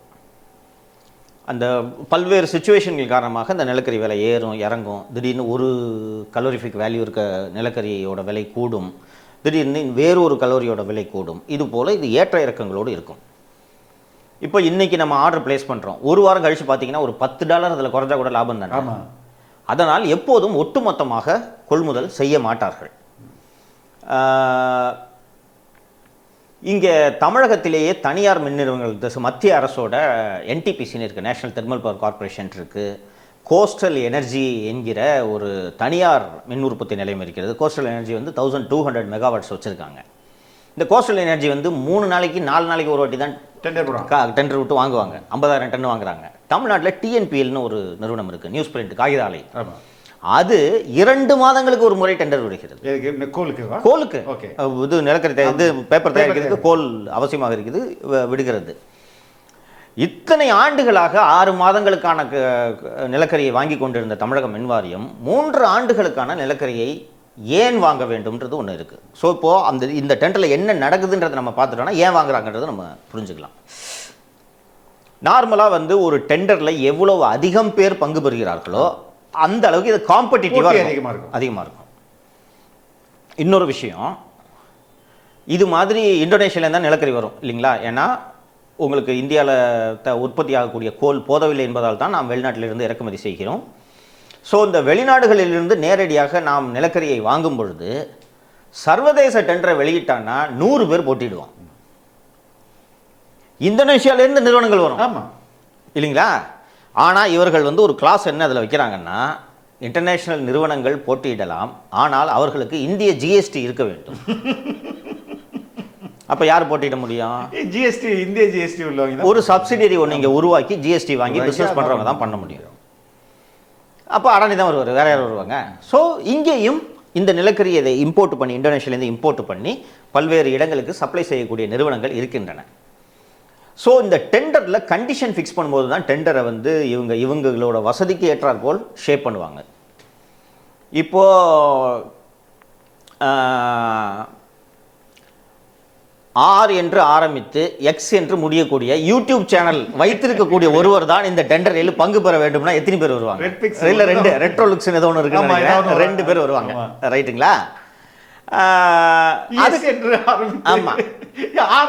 ஆமா, இல்ல இப்போ அப்படி வச்சுட்டு அந்த நிறுவனத்தின் உரிமையாளர் பெயர் எஃப் இல் தொடங்க வேண்டும் வச்சா முடிஞ்சு போச்சு. கிட்டத்தட்ட அப்படிப்பட்ட டெண்டரை தான் விட்டுருக்காங்க இந்த 3 ஆண்டுகளுக்கு. எப்படி விட்டுருக்குறாங்கன்னா, வழக்கமாக வந்து கவர்மெண்ட்டுக்கு சப்ளை பண்ண எக்ஸ்பீரியன்ஸ் இருக்கிறவங்க தான் டெண்டரில் பார்ட்டிசிபேட் பண்ணுன்றது நாம. அதில் தவறு சொல்ல முடியாது. ஏன்னா திடீர்னு நாளைக்கு போன வாரம் கம்பெனி ஆரம்பிச்சு அவனாவது வந்துடுவான். கடந்த 1 ஆண்டுகளில் அரசுக்கு நிலக்கரி சப்ளை செய்த நிறுவனங்கள் இதில் பங்கு பெறலாம்னு சொல்லியிருந்தேன்னா 10 பேர் வந்திருப்பான், 15 பேர் வந்திருப்பான். 2022 தமிழ்நாடு அரசு வெளியிட்ட டெண்டரில் 1.5 வருஷமா இல்லை 1 வருஷம் சப்ளை பண்ண எக்ஸ்பீரியன்ஸ் இருக்கவங்க பார்ட்டிசிபேட் பண்ணலான்னு போகும்போது 9 நிறுவனங்கள் பார்ட்டிசிபேட் பண்ணாங்க. இந்த வாட்டி என்ன பண்ணிட்டாங்க, இந்த அரசுக்கு சப்ளை செய்யக்கூடிய சப்ளை செய்த அந்த எக்ஸ்பீரியன்ஸ் இருக்குல்ல, இதை 3 வருஷமாக உயர்த்தி விட்டார்கள். 5 ஆண்டுகளாக உயர்த்தி விட்டார்கள். இதுல என்ன 5 ஆண்டுகள்ல கொரோனா பீரியட் இருக்கு. எப்படி சப்ளை பண்ண முடியும்? உலகமே ஸ்தம்பிச்சிருந்த பீரியட்ல எப்படி இந்த சப்ளை நடந்திருக்கும்? ஸோ 5 வருஷம்னு வச்சுட்டாங்க. அதையும் மீறி ஒருத்தன் வரான். 4 பேர் வராங்க. அதையும் மீறி ஒருத்தன் வரான். யார் என்று கேட்டீர்கள் என்றால் பராதயா என்ற ஒரு நிறுவனம். இந்த பராதயா நிறுவனம் கிட்டத்தட்ட 7 அல்லது 8 ஆண்டுகளாக தமிழக அரசுக்கு தொடர்ந்து நிலக்கரி சப்ளை செய்து வரும் ஒரு நிறுவனம். தமிழகத்துக்கு மட்டும் இல்லை, குஜராத்துக்கும் குஜராத்லாம் பின்னாடி வர்றேன். குஜராத்தில் உங்களுக்கு கால வைக்க விடல, என்ன வர்றேன். ஸோ இது மாதிரி 5 ஆண்டுகளுக்கு சப்ளை செய்த தகுதி இருக்க வேண்டும்னு சொன்னோன்னே 4 நிறுவனங்கள் பங்கு பெறுகிறது. 4 நிறுவனங்களில் ஸ்மார்ட்ஜென், ஹைதராபாத்தை சேர்ந்த ஸ்மார்ட்ஜென், பிறகு அடானி குளோபல். அடானி குளோபல் வந்து சிங்கப்பூரை அதானி தான், பட் சிங்கப்பூர் நிறுவனம் கேட்டால் சொல்லிக்குவாங்க இது சிங்கப்பூர் நிறுவனம் அப்படின்னு சொல்லிக்கலாம். 3வது அடானி என்டர்பிரைசஸ். 4வதாக பராதயா. இப்போ 4 பேர், அதில் 2 பேர் அதானி. 2 பேர் அடானி கம்பெனிஸ். இப்போ இவங்களுக்கு இந்த பராதயாவை டிஸ்குவாலிஃபை பண்ண, ஏன்னா பராதயா இந்த எல்லா கண்டிஷனுக்கும் ஃபிட் ஆகுறாங்க. அண்ட் பராதயா is also ready to reduce the rate. ஓகேங்களா? ஏன்னா குவாலிட்டி இங்கே கம்மி பண்ணுறாங்களா? ஆமாம் பண்ணுறாங்க. அதுக்கு வரேன். வாங்க. இப்போ இந்த டெண்டரை வந்து இவங்க வசதிக்கு ஏற்ற மாதிரி இந்த பார்ட்டிசிபென்ட் நம்பரை ரெடியூஸ் பண்ணுறதுக்கு ட்வீக் பண்ணாங்கன்னு சொன்னேன்ல, இதே போல் இவங்க செஞ்ச இன்னொரு மேஜர் ட்வீக் டெண்டரோட குவாலிட்டி, இது கோலோட குவாலிட்டி. வழக்கமாக தமிழக அரசு 5,000 GAR வேல்யூ இருக்கக்கூடிய கோலை தான் வாங்கி நாம் காலங்காலமாக பயன்படுத்தி கொண்டிருக்கிறோம். நம்மளுடைய பாய்லர்கள் 5,000 GAR வேல்யூவுக்கு உண்டான அந்த கோல்களுக்கு ஏற்றாற் போல் இருக்கின்றன. எரிதிறன் அந்த 5,000 GAR வேல்யூன்றது நல்ல குவாலிட்டி கோல். அதோட ப்ரொடக்ஷன் வேல்யூ இன்க்ரீஸ் இருக்கும், அதோட பொட்டன்ஷியல் நல்லா இருக்கும். 4,600 GAR வேல்யூனா அதை விட ஒரு படி குறைவு. இதை விட 3,600 GAR வேல்யூலாம் இருக்கு. ஆனால் 5,000 தான் நம்ம ரெகுலராக ஸ்டாண்டர்டாக வாங்கிட்டு இருந்தோம். இந்த முறை 3 ஆண்டுகளுக்கு வாங்கக்கூடிய இந்த டெண்டரில் முதல் முறையாக 5,000 GAR வேல்யூல 7.7 மில்லியனா 7.5 மில்லியன் 75 லட்சம் டன் வாங்குறாங்க. ஸோ முதல் முறையாக இந்த வேல்யூவை GAR வேல்யூவை 5,000லேருந்து 4,600 GAR வேல்யூவாக குறைத்திருக்கிறார்கள். அப்புறம் இந்த பராதயா வந்து 4,600 நானும் சப்ளை பண்ணுறேன், அங்கே தான் இந்தோனேஷியாவில் கிடக்குது, நானும் சப்ளை பண்ணுறேன்னு வந்த உடனே பராதயா இந்த டெண்டரில் பங்கெடுக்க தகுதி இல்லை அப்படின்றாங்க. ஏன்ப்பா என்னப்பா தகுதி இல்லைன்னா இவர்களுடைய பேங்க் கேரண்டியை குஜராத் அரசு ரத்து பண்ணியிருக்கிறது. அது தொடர்பாக வழக்கு நிலுவையில் இருக்கிறது. Black listed company, black listed அப்படின்ட்டு நிலுவையில் இருக்கிறது. கோர்ட்டில் பிரச்சனையாக இருக்குது, இவங்களை இதில் சேர்க்கக்கூடாதுன்னு சொல்லிட்டு ரிஜெக்ட் பண்ணிடுறாங்க. டெக்னிக்கல் பிட்லேயே இவங்களை இவங்க பேரை தூக்கி போட்டுறாங்க. அது என்ன விஷயன்றதை தெரிஞ்சுக்கிட்டா தான் இவங்க செய்கிறது என்ன மாதிரியான அடாவடி என்பது நமக்கு தெரியும். அடானி என்ற நிறுவனம் வளர்ந்ததே கோல் சப்ளைல தான். குஜராத்தில் 15 ஆண்டுகளாக குஜராத் எனர்ஜி கார்ப்பரேஷன் லிமிடெடுக்கு 15 வருஷமாக அடானியை தவிர வேறு யாருமே சப்ளை பண்ண முடியாது. ஓகே. ஒரு கோலுக்கு டெண்டர்னு போட்டாங்கன்னா அடானி மற்றும் அடானி சொல்லக்கூடிய 2-3 நிறுவனங்கள் மட்டும்தான் இந்த டெண்டரில் பங்கேற்க முடியும். 2018-19 முதல் முறையாக பராதாயா போய் அந்த காட்டலை அடானி காட்டலை உடைக்கணும்னு சொல்லிட்டு அவங்க போய் கம்பீட் பண்ணுறாங்க. கம்பீட் பண்ண உடனே வழக்கம் போல் ரிஜெக்ட் பண்ணிட்டாங்க. ஏதோ ஒரு காரணத்தை சொல்லி இது ரிஜெக்ட் ஆகிட்டுன உடனே அவங்க என்ன பண்ணுறாங்க, என்ன இவன் மட்டுமே பண்ணிகிட்டு இருக்கான், நம்ம இது விடக்கூடாதுன்னு சொல்லிட்டு வியாபாரமே நஷ்டமானாலும் பரவாயில்ல அப்படின்ட்டு குஜராத் மின்வாரியத்தின் மேலாண் இயக்குநராக இருந்த திருமதி ஷமீனா ஹுசைன் IAS என்பவருக்கு ஒரு கடிதத்தை பராதாயா எழுதுகிறார்கள். அடானி உங்களுக்கு $75 சப்ளை பண்ணுறாங்க, ஒரு டன் $75 சப்ளை பண்ணுறாங்க, $55 நாங்கள் சப்ளை பண்ணுறோம், தொழிலே நஷ்டமானாலும் பரவாயில்ல விடக்கூடாதுன்னு சொல்லிட்டு $55 நாங்கள் சப்ளை பண்ணுறோன்னு சொன்ன உடனே வேறு வழி இல்லை, மாட்டிட்டாங்க. $75 $55 $20 கம்மியாக சப்ளை பண்ணுறேன்னொடனே எப்படி நீங்கள் இதை ஓவர் கம் பண்ணுவீங்க? சரின்ட்டு வேறு வழி இல்லாமல் பராதாயாவுக்கு கொடுத்துட்றாங்க. கொடுத்த பிறகு ஏண்டா அடானி எவ்வளோ பெரிய ஆள், நம்ம ஜிஏ அவர் தான் வாழ வச்சுருக்கிறாரு, அவருக்கு போட்டியா நீ இங்கே கோல் சப்ளை பண்ணுறியா அப்படின்னு சொல்லிட்டு இன்ஸ்பெக்ஷனுக்கு மேலே இன்ஸ்பெக்ஷன் போர்ட்டில் வருது இல்லை கோல், அங்கேயே போய் இந்த கோலோட தரம் சரியில்லை இது சரியில்லைன்னு சொல்லி அந்த டெண்டரை ரத்து பண்ணி பேங்க் கேரண்டின்னு ஒன்று கொடுத்துருப்பாங்க தெரியுமா, $100 கோடி பேங்க் கேரண்டி கொடுத்துருக்காங்க, 100 கோடியை காலி பண்ணிட்டாங்க. அந்த பேங்க் கேரண்டியோட கான்செப்டை சொல்லிடுறேன். ஒரு டெண்டரு நான் இப்போ கவர்மெண்ட்டுக்கு CCTV சப்ளை பண்ணுறேன்னு ஒரு டெண்டர் எடுக்கிறேன்னு வச்சுக்கோங்க. டெண்டர் எடுத்தோடனே கவர்மெண்ட் முன்பணம்லாம் கொடுக்கும்ல, அதை வாங்கிட்டு ஓட்டிட்டாங்க.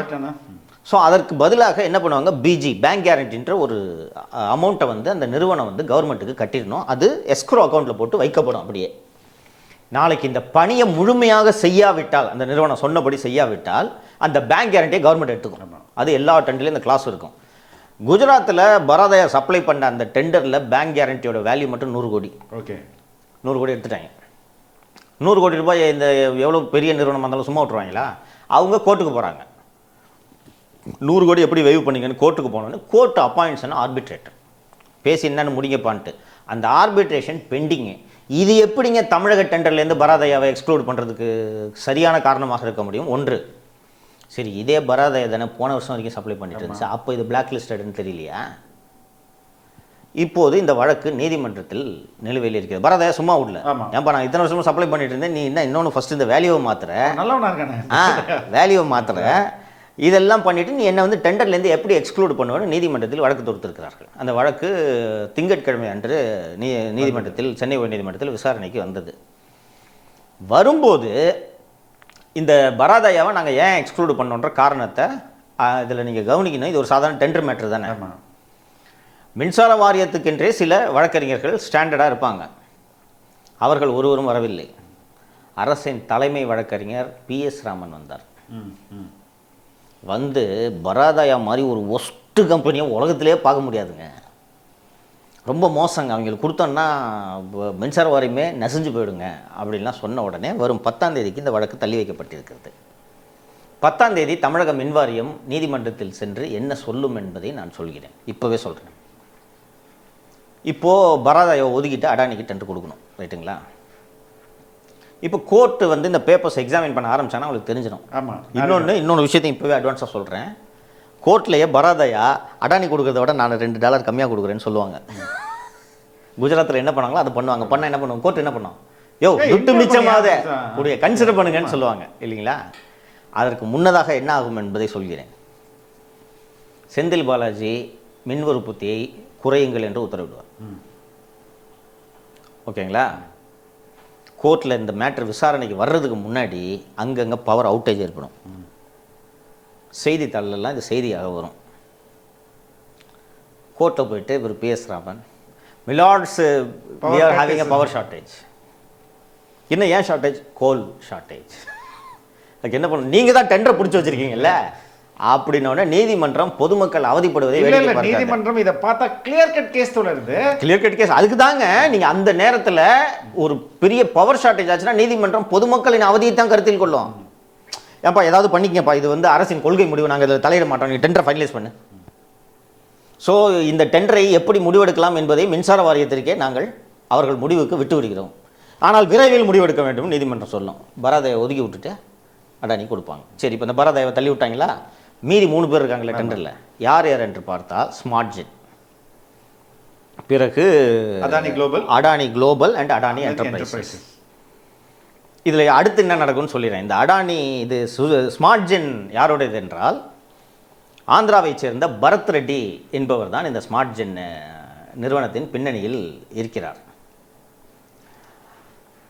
இந்த ஸ்மார்ட்ஜெனுக்கு எல்லோன், அவங்க தான் எல்லோனா வந்திருக்காங்க இந்த டெண்டரில். ஸ்மார்ட்ஜெனுக்கு கொடுத்துருவாங்க. இப்போ எல்லோனுக்கும் இன்னொரு விஷயம், ரொம்ப முக்கியமான விஷயம், இந்த 5000 GR வேல்யூ அண்ட் 4600 GR வேல்யூன்னு சொன்னேன்ல, ரேட்டு அதிகமாக ஃபிக்ஸ் பண்ணியிருக்காங்களா? இந்த 5000 GR வேல்யூ கோல் அதோட விலை, சந்தை விலை $83. 4600 GR வேல்யூ கோல் வெறும் $53. இரண்டுக்கும் இடையிலான வேறுபாடு $30. இதில் ஒரு டன்னுக்கு சபரீசனுக்கு $15 என்று பேசப்பட்டுள்ளது. சபரீசனுக்கா? எஸ், ஓகே, என்று பேசப்பட்டுள்ளது.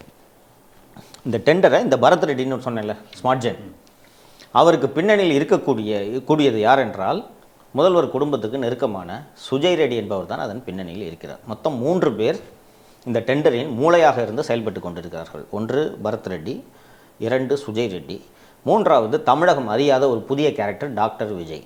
ஓகே, இந்த டாக்டர் விஜய் யார் என்றால் அவர் சிங்கப்பூரோட பாஸ்போர்ட் ஹோல்டர். செந்தில் பாலாஜி சிறைக்கு சென்ற பிறகு அசோக்கை அமலாக்கத்துறை தேடத் தொடங்கிவிட்டது. ஸோ அசோக்கால வெளிப்படையாக எல்லா வேலைகளையும் செய்ய முடியாது. அசோக்கோட இடத்துல இருந்து அசோக் செய்ய வேண்டிய எல்லா மணி டிஸ்ட்ரிபியூஷன், மணி கலெக்ஷன், எல்லா வேலைகளையும் செய்தவர் தான் இந்த டாக்டர் விஜய். சிங்கப்பூர்லேருந்து இங்கே தான் இருந்துட்டு இருந்தார் அவர்.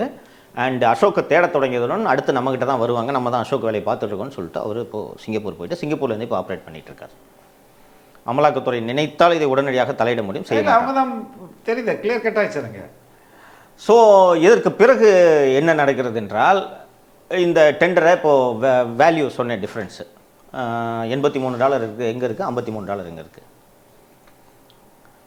ஸோ இப்போது அடுத்த 3 ஆண்டுகளுக்கு இந்த ஒப்பந்தம், இது அவசரமாக செய்ய வேண்டும். இத்தனை மாதங்கள் தாமதமாகி ஏன் இப்போது இந்த டெண்டர் நடக்கிறது என்றால், தங்கம் தென்னரசும் இந்த டெண்டருக்கு ஒப்பவில்லை. தங்கம் தென்னரசு ஏன் ஒப்பவில்லை என்றால், அதுவரை மின்வாரியத்தின் தலைவராக இருந்த, மின்வாரியத்தில் நீண்ட காலம் பல ஆண்டுகள் பணியாற்றிய அனுபவம் வாய்ந்த IAS அதிகாரி திரு ராஜேஷ் லக்கானி என்பவர் நான் இந்த டெண்டரில் கையெழுத்திடவே மாட்டேன் என்று உறுதியாக இருந்துவிட்டார். கடுமையான அழுத்தம் தரப்படுகிறது இவர்கள் சார்பில். அவர் அப்போ நான் முடியாதுன்னு சொல்லிட்டு நான் சென்ட்ரல் கவர்மெண்ட்டுக்கு போகிறேன் டெப்டேஷனில் லெட்டர் எழுதி கொடுத்துட்டார். அவருக்கும் பர்மிஷன் கொடுத்துட்டாங்க, இவங்க எழுதி கொடுத்துட்டாங்க. டெல்லியிலேருந்து ஆர்டர்ஸ் வரல, நீ போ அப்படின்ட்டாங்க. அதற்கு பிறகு அன்னை செப்டம்பர் மாதத்தில் செந்தில் பாலாஜி வெளியே வந்து விடுகிறார். வெளியே வந்த பிறகும், செந்தில் பாலாஜி மின்வாரிய அமைச்சராக பொறுப்பேற்ற பிறகும் லக்கானி இந்த டெண்டருக்கு நான் ஒப்புக்கொள்ள மாட்டேன் என்கிறார். அந்த நேரத்தில் தான் தமிழக மின்வாரியத்தில் மேலாண் இயக்குநராக இருந்த, டான்ஜென்ட் கோட மேலாண் இயக்குநராக இருந்த திரு ராஜேஷ் லக்கானியை மாற்றிவிட்டு நந்தகுமார் IASஐ இந்த இடத்தில் நியமிக்கிறார்கள்.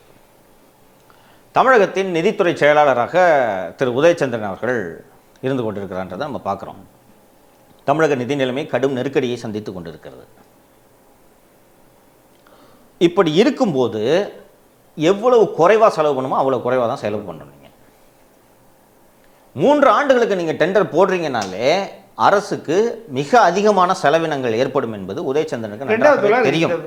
ரேட் மேலே போகும், கீழே வரும், ஒரே ஃபிக்ஸ். ஏன் போடுறீங்க? ரெண்டாவது, அவன் எவ்வளவுக்கு வாங்குறாங்க. சரி, இந்தோனேஷியால தே வில் பர்ச்சேஸ் ஒரு அந்த இது தேவையில்லை உங்களுக்கு. 10 ரூபாய்க்கு வாங்கி நீ 80 ரூபாய்க்கு கொடுத்தா கூட லாபம் தான். அது இது எல்லாமே எது யாரையோ ஒருவரையே இல்லை ஒரு குழுவை அவங்கள லாபம் அடைய வைக்கிறது தான் இது கிளியராக அதில் நம்ம பார்க்க முடியுது நடக்கிறது. இன்னொன்று, இம்போர்ட் பண்ணும்போது ஏன் இது அரசுக்கு கடுமையான நிதி நெருக்கடி ஏற்படுத்த போகிறது என்று நான் சொல்கிறேன் என்றால், இப்போது அடானிக்கோ இல்லை ஸ்மார்ட்ஜெனுக்கோ டெண்டரை கொடுத்துட்றாங்க. அவங்க என்ன பண்ணுவாங்க, எங்களுக்கு 3 பேருமே கொடுத்துருவாங்க.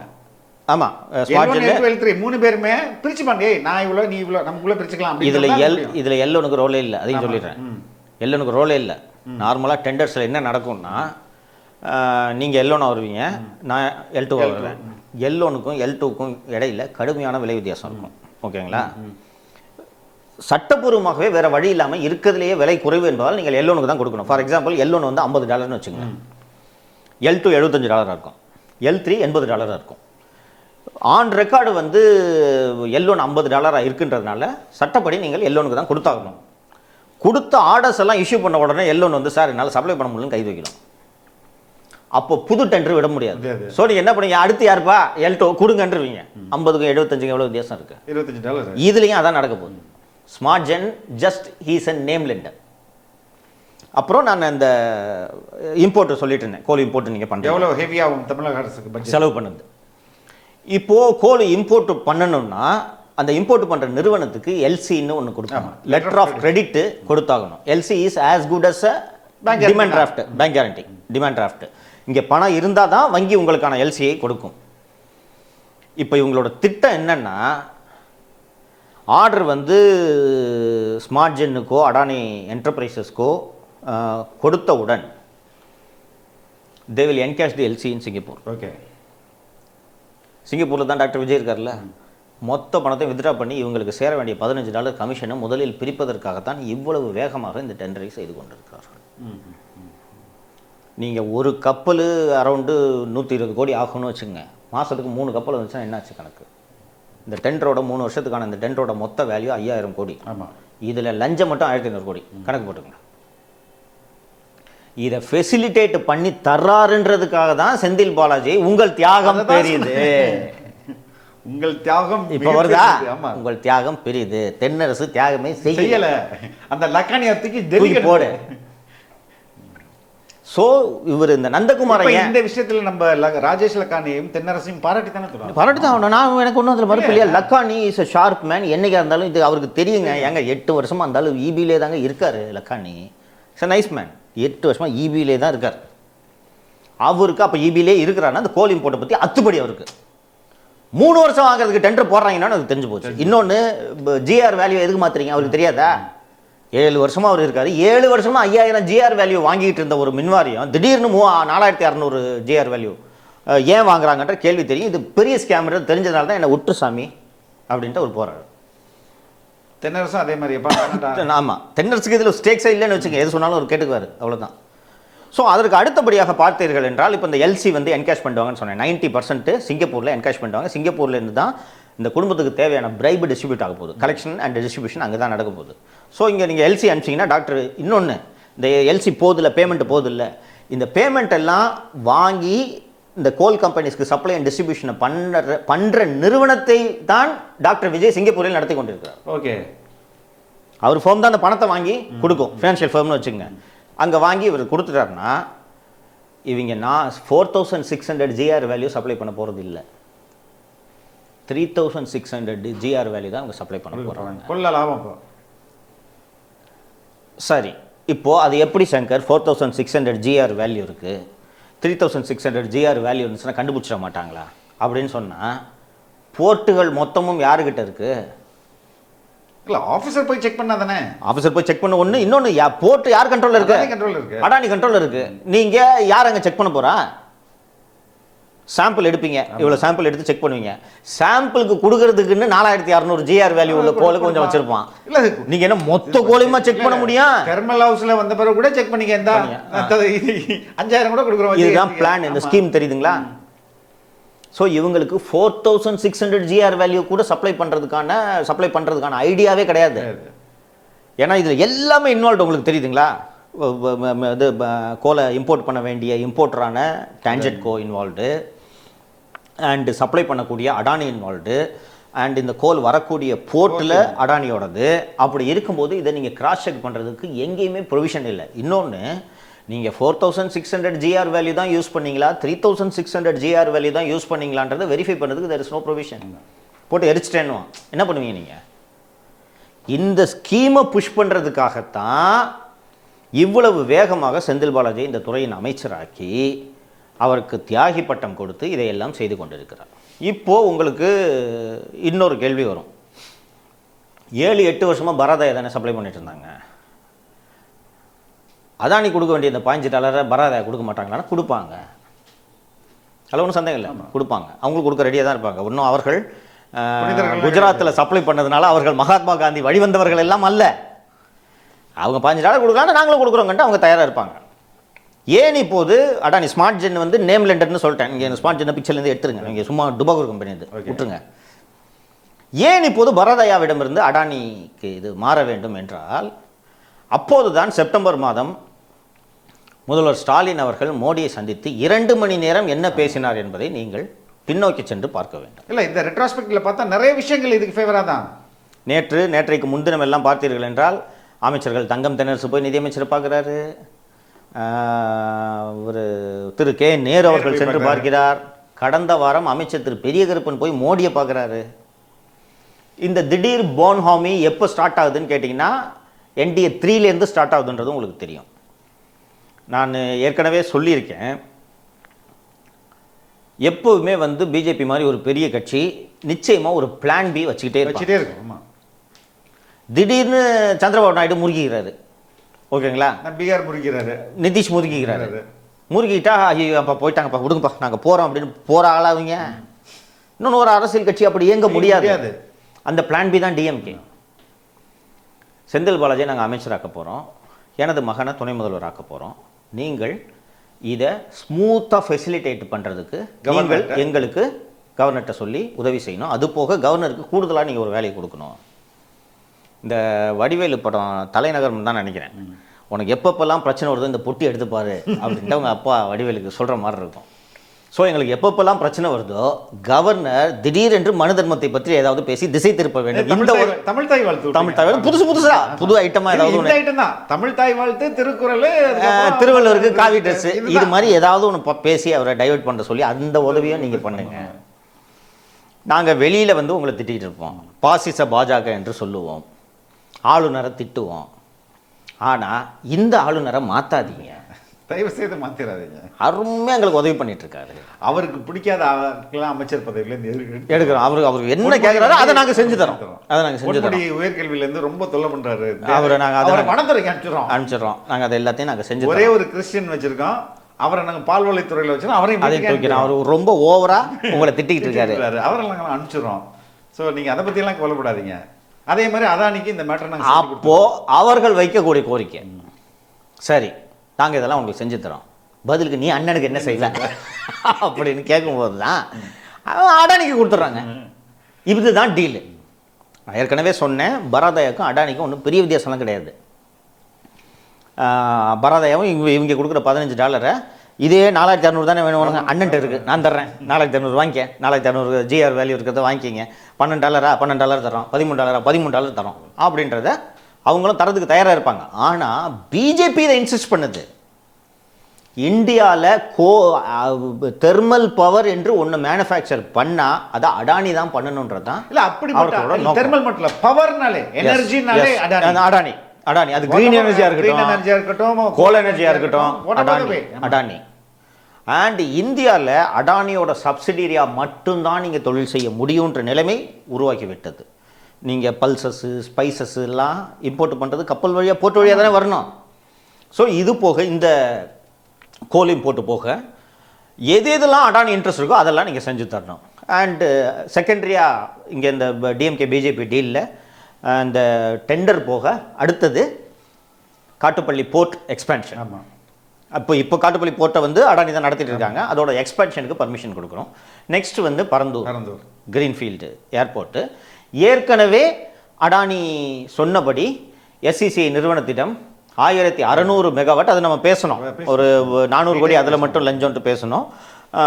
SECI நிறுவனத்தோட அடுத்த 25 ஆண்டுகளுக்கு தமிழக அரசு ஒப்பந்தம் போட்டுள்ளது.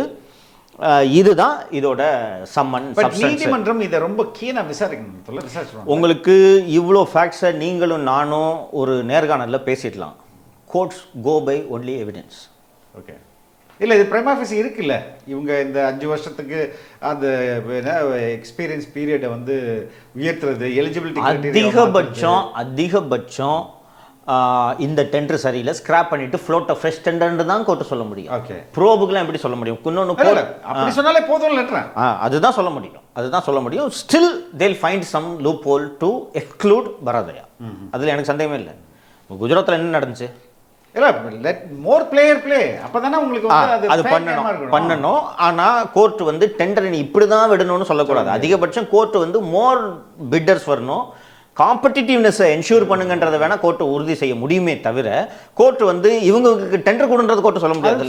சொல்ல முடியாது. இன்னொன்று லக்கானி கேட்க மாட்டான்னு தான் தூக்கி அவர் வெளில போட்டீங்க. இப்போ நந்தகுமாரை கொண்டு வந்துட்டீங்க. நந்தகுமார் உதயச்சந்திரன் என்ன சொன்னாலும் கேட்கக்கூடியவர் தான் நந்தகுமார். அவர் கொண்டு வந்தாச்சு. அதனால இதற்காக தானே, இந்த டெண்டருக்காக தானே நந்தகுமார் அங்கே கொண்டு வந்ததே. இவர்கள் இஷ்டம் போல வளைத்து இந்த டெண்டரை போடுவார்கள். மீண்டும் smart gen, Adani global, Adani enterprises தான் L1, L2, L3 ஆக வரும். இன்னொன்று இவங்க தானே டெண்டர் நடத்துறது. இந்தப்பா நான் 50 ரூபா போடுறேன், நீ எவ்வளோ போடுறேன், 55 போடு. டிரான்ஸ்ஃபார்மரில் நம்ம பார்த்தோம் எல்லாரும் ஒரே ரேட்டை போட்டாங்க. அவ்வளோதான். அதான் நடக்க போயிடுது. இன்னொன்று, இது அடானிக்கு செஞ்சு கொடுக்கலாம், இந்த கவர்மெண்ட் சும்மா மாட்டாங்க. இங்கே 2 இக்கு இருக்கு தோழர். கோர்ட்டு இவருக்கு வந்து ஒரு டைம் பீரியட் கொடுத்துருக்கு.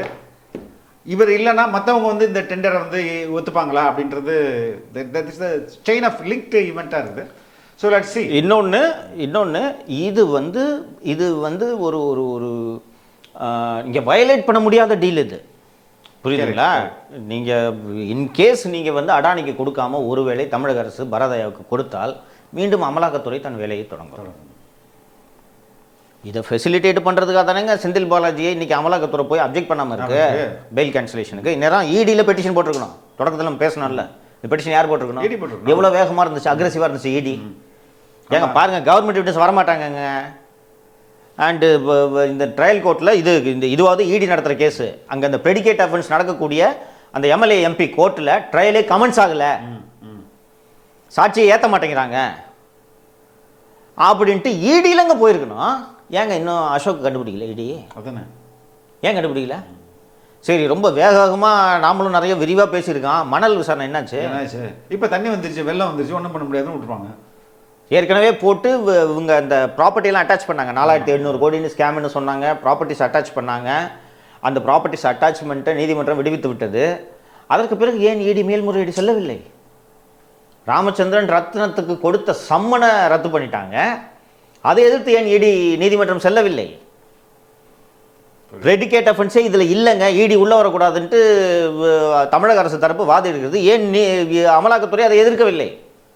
கே நேரு, தங்கம் தென்னரசு, ராமச்சந்திரன், அனிதா ராதாகிருஷ்ணன், கீதா ஜீவன் உள்ளிட்ட 10-12 திமுக அமைச்சர்கள் மீது அமலாக்கத்துறையின் விசாரணை நிலுவையில் இருக்கிறது. ஏன் இடி அதில் ஒரு வழக்கில் கூட முன்னேற்றத்தை காட்டவில்லை? அப்படியே ஃபுல் ஸ்பீடில் போய் அப்படியே நின்றுச்சா? ஸோ இதுக்கெல்லாம் வந்து குவிட் ப்ரோக்கோ வந்து அடானிக்கு இந்த டெண்டரை தர்றேன், அடானிக்கு பரந்தூர் ஏர்போர்ட்டை தரேன், அடானிக்கு காட்டுப்பள்ளி போர்ட்டை எக்ஸ்பேண்ட் பண்ணி தர்றேன்றதான் டீலு, கொடுத்துட்றேன். இதை திமுக செஞ்சு கொடுக்காம இருக்குது வேறு ஆப்ஷனே கிடையாது. டிஎம்கேக்கும் மியூச்சுவலி பெனிஃபிஷியல். 19 எம்பி இருக்காங்களா திமுக? 18 எம்பி 19 எம்பி இருக்காங்க. 18ன்னு வச்சுக்குவோம். 18 எம்பி இருக்காங்க. 18 எம்பியோட சப்போர்ட்ன்றது ஹியூஜ். இன்னொரு ஆங்கிள்லேருந்து நீங்கள் திங்க் பண்ணணும். உங்களுக்கு ஒரு பொலிட்டிக்கல் பார்ட்டி எல்லா ஆங்கிளையும் சேர்த்து தான் பார்க்கணும். ஏக்நாத் ஷிண்டேக்கு நீ சிஎம் கிடையாதுன்ட்டாங்க. அவருக்கு 8 எம்பியோ வச்சுட்டு இருக்காரு. முறுக்கிட்டு வெளில போயிட்டானா சட்டசபை மைனாரிட்டி கவர்மெண்ட் ஆகுதா? அந்த நேரத்தில் ஆபத் பாந்தவனாக திமுக வரும். ஸோ நீங்கள் எல்லா சினாரியுமே ஒர்க் அவுட் பண்ணணும். ஸோ பிஜேபி எல்லா சினாரியும் ஒர்க் அவுட் பண்ணி டிஎம்கேவை பிளான் பியாக வச்சுக்கிட்டு இருக்காங்க. அவங்க தான் பி டீம். அவதான் பி டீம். இன்னொன்று இந்த இந்த DMK and BJP phone home தெரியுதா? எந்த காலத்தில் இந்த ஒரு ஓபிஎஸ் ஒரே மாசத்துல 5 வாட்டி சந்திச்சாரு மோடி, உங்களுக்கு நினைவு இருக்கா? அது மாதிரி இல்லைங்க திமுக அமைச்சர் லொடுக்குன்னு போய் உங்க நிதி அமைச்சரை எவ்வளவு ட்ரோல் பண்ணிருக்காங்க, உங்க ஞாபகம் இருக்கா? அப்படி என்ன திடீர் நெருக்கம் ஏற்பட்டு விட்டது. இதை திமுகவில் இருக்கக்கூடிய கூட்டணி கட்சிகள் தான் கவனமாக பார்க்க வேண்டும். குறிப்பாக காங்கிரஸ் கட்சி கவனமாக பார்க்க வேண்டும். அதானியை அரெஸ்ட் பண்ணணும்ட்டு அவங்க தலைவர் பேசிட்டு இருக்காரு. இங்க தமிழகத்தை சேர்ந்த காங்கிரஸ் தலைவர் செல்வ பெருந்தகை டெல்லி அடானி தாங்க பிரச்சனை, எங்களுக்கு தமிழ்நாடு அடானி பிரச்சனை இல்லைங்க. ஏன்னா தமிழ்நாட்டு பார்டர் கால் வச்சாலே தமிழராக மாறி விடுகிறார் அப்படின்னு இவங்க தான் கோட்டை விட்டுட்டு இருக்காங்க. காங்கிரஸோட டெல்லி ஹைகமாண்டுக்கு நேர் எதிரான நிலைப்பாட்டை இங்கே இருப்பவர்கள் எடுத்துக்கொண்டு இருக்கிறார்கள். இங்கே இருக்கக்கூடிய மார்க்சிஸ்ட் கம்யூனிஸ்ட் கட்சி டெல்லி அடானிக்கு எதிராக கண்டன ஆர்ப்பாட்டங்களை நடத்துகிறது. தமிழகத்தில் அடானி செய்து கொண்டிருக்கக்கூடிய ஊழல்கள் குறித்து மார்க்சிஸ்ட் கம்யூனிஸ்ட் கட்சி வாய் திறக்க மறுக்கிறது. விடுதலை சிறுத்தைகளும் டெல்லியில் அங்கே எங்கன்றதெல்லாம் எதிர்க்கிறாங்க. இங்கே இது இது எனக்கு ஒரு விஷயம் புரியல, நீங்கள் தான் சொல்லணும் ஃபெலிக்ஸ். இப்போ நான் பேசுனதுல நீங்கள் கன்வின்ஸ்ட் இல்லை, பிஜேபி டிஎம்கேவோட இந்த சீக்ரெட் டீல் கன்வின்ஸ்ட் இல்லை.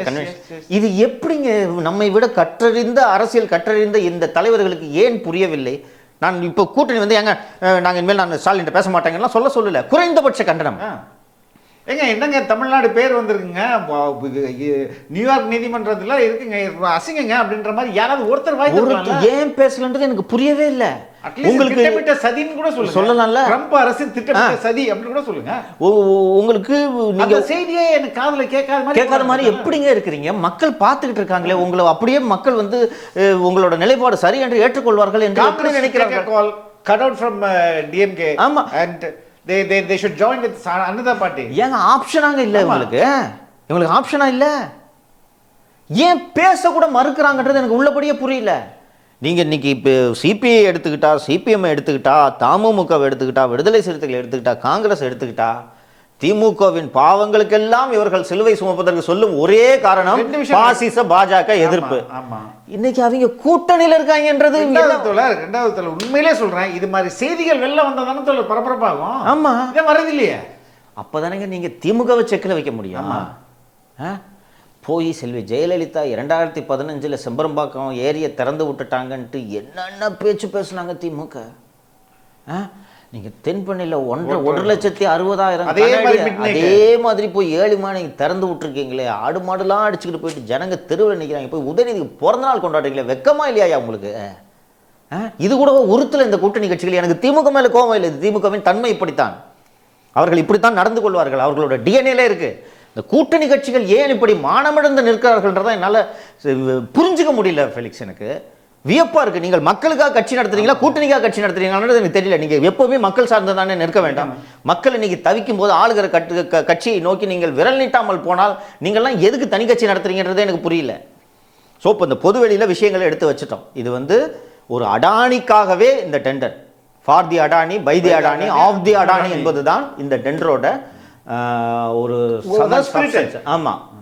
இது நம்ம எடுத்து பொது வெளியில வச்சுட்டோம். இதை நீதிமன்றம் இதை நிச்சயமாக இதற்கு ஒரு நிச்சயம் நான் நம்புறேன். அதே மாதிரி சார் பவர் ஷட் டவுன் போய் புழுனால நீதிமன்றம் அதை நம்ப கூடாதுன்றதுக்காக தான் இப்ப சொல்லிட்டேன். அல்டிமேட்டா இதான் நடக்கும். இவங்க ஸ்டைல திடீர்னு ஒரு பிளான்ட்டை நிப்பாட்டுவாங்க, மேட்டூர்ல நிறுத்து, இவங்க கண்ட்ரோல் தானே இருக்கு, நிறுத்து, பவர் நிறுத்திட்டு சார் பாருங்க சார் மேட்டூர்ல நிப்பாட்டினதுல பூரா அவுட்டேஜ் சார், ஃபுல்லா ஃபேக்டரி ப்ரொடக்ஷன் ஃபேக்டரி சார், நாங்க ஒரு யூனிட் 8 ரூபா கொடுத்து தனியாட்டு வாங்குறோம் சார், அதுக்கு பதிலாக இங்கே நீங்கள் கொஞ்சம் அந்த டெண்டரை சீக்கிரம் பண்ணுங்கள், இப்படி தான் போவாங்க. நீதிமன்றத்தின் கவனங்களுக்கு இது செல்லும். அவர்கள் இந்த இதெல்லாம் பண்ணால் நீ அதெல்லாம் நிறுத்து, இது எப்படி அவுட்டேஜ் ஆகுதுன்னு எனக்கு தெரியும், நீ டெண்டருக்கு வா என்று நீதிமன்றம் உரிய கவனத்தை செலுத்தி இதில் நல்ல தீர்ப்பை வழங்கும் என்று நான் நம்புகிறேன். ரொம்ப ரொம்ப நன்றி தொடர்.